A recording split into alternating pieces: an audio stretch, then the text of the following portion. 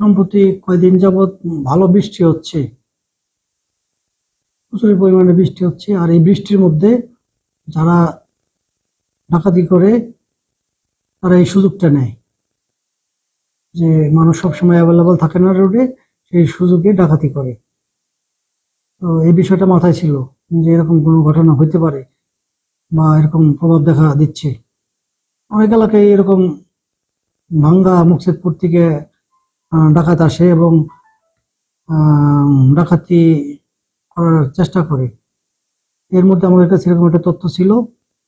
তো সেই প্রেক্ষিতে গত রাতে প্রচুর বৃষ্টি হয়েছে। এই আমাদের একটা চৌকস টিম প্রতিনিয়ত যেভাবে টহল ডিউটি করে সরকারি গাড়িতে, কালকে একটু ব্যতিক্রম, একটা সিভিল মাইক্রো দিয়া সঙ্গে ফোর্স নিয়ে ডিউটি করছে। Officer force, SI Mustafa, SI ফজর আলী, এসআই আহমেদ করিম, আরো যারা, এসআই জাহিদ। এই টিমটা বৃষ্টির মধ্যে ওই কাশীনগর মোড়ে, যে জায়গায় মাঝে মধ্যেই ছিনতাইয়ের ঘটনা ঘটে, এই জায়গায় তথ্য ভিত্তিতে ওইখানে যায়। যাওয়ার পরে ডাকাতি প্রিপারেশন নিতেছে এরকম 4 জন লোককে হাতে নাতে ধৃত করে এবং 6-7 জন লোক পালায় যায়।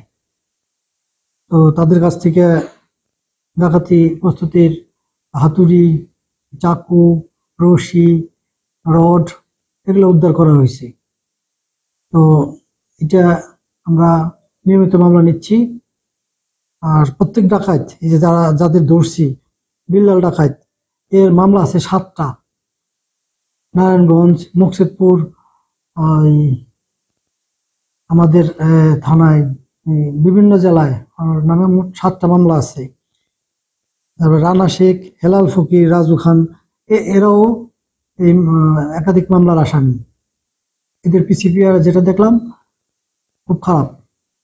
এই অঞ্চলের মধ্যে এই ডাকাতির যে কর্মকাণ্ড পরিচালনা করে এদের দ্বারাই হয়। আমাদের পুলিশ মোটামুটি তথ্যসূত্র নিতেছে ভবিষ্যতে যাতে এটা মোকাবেলা করা যায়, এদিকে পুলিশ তৎপর আছে।